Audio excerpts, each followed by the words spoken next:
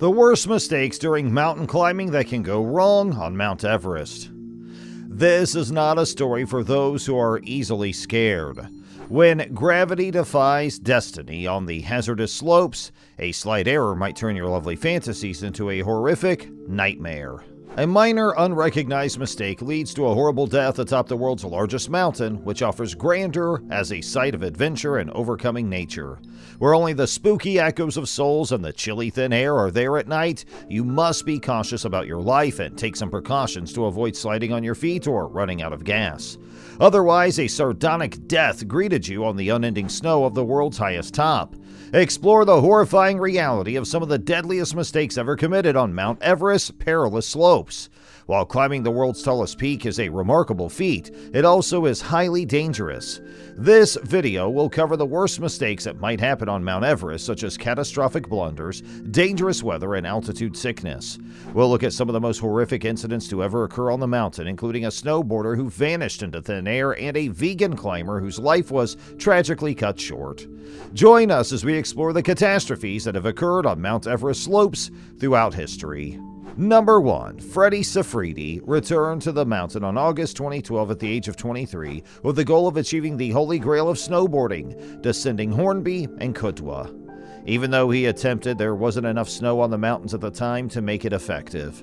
Despite reaching the Norton Cooler milestone, he felt empty as he returned to the advanced base camp.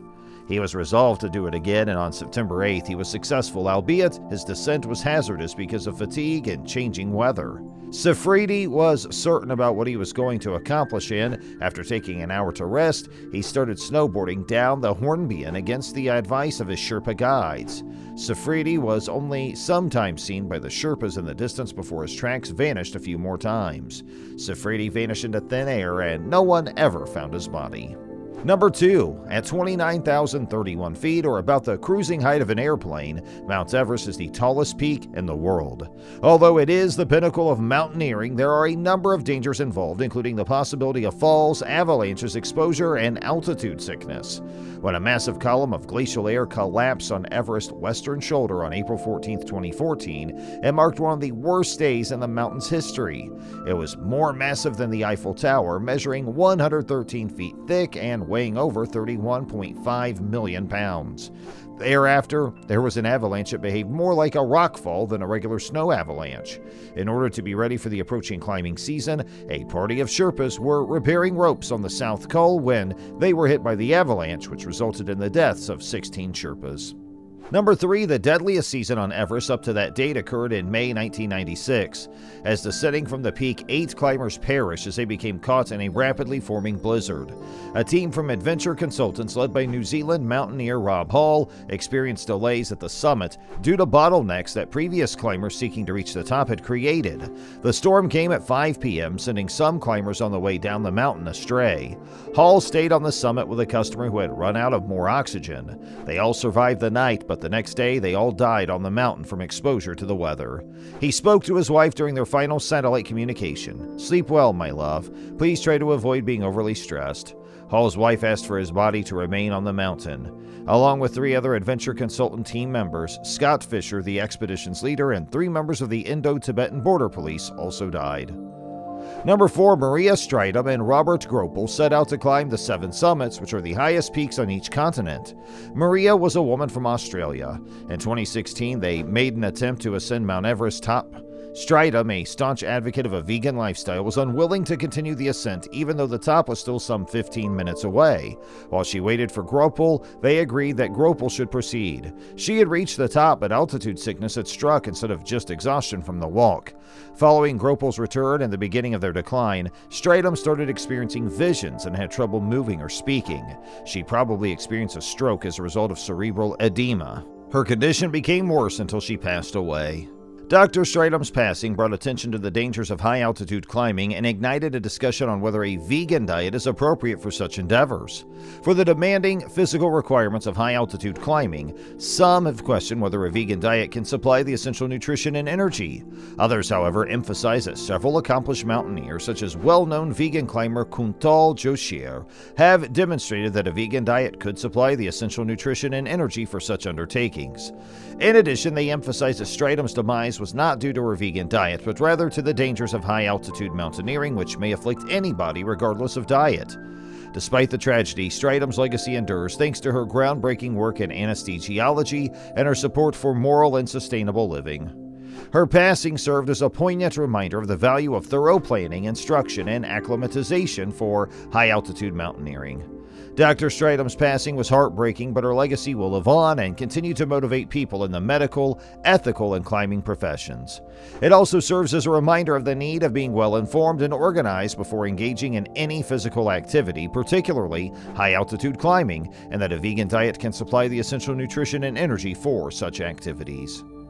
Number 5. The world's tallest mountain range is Mount Everest. Although many mountaineers view reaching its top as their greatest accomplishment, the task is not without peril. Some of the ways that people might die on the dangerous mountain include falls, avalanches, exposure, or health issues brought on by weariness or altitude. A Tibetan ethnic group known as the Sherpa live in Nepal's most mountainous regions. Some are great mountaineers who support themselves by assisting others in completing the challenging Everest summit ascent. On the 14th of April 2014, it was one of the mountain's worst days ever. On Everest's western shoulder, a serac, or huge column of glacial ice, collapsed. It was far heavier than the Eiffel Tower and is estimated to have been 113 feet thick and 31.5 million pounds in weight. A rockfall-like avalanche followed, behaving less like a regular snow avalanche and more like a big block of ice, barreling down the mountain's southern face. The South Col was being prepared for the forthcoming climbing season by the time a crew of Sherpas who were repairing ropes there. The avalanche struck the group and 16 Sherpas sadly perished. Number 6. A climber who has passed away and whose body became a landmark on Mount Everest is known as Green Boots. In 1996, the climber, whose actual name is said to be Siwang Paljor, was a part of an Indian expedition team. On their descent, he and his party were caught in a blizzard, and Paljor sought safety in the Green Boots cave. He and 2 other climbers tragically perished in the cave from hypothermia. The body of Paljor is still inside the cave today, maintained by the intense cold, and it acts as a macabre but well-known landmark for climbers trying to reach the peak.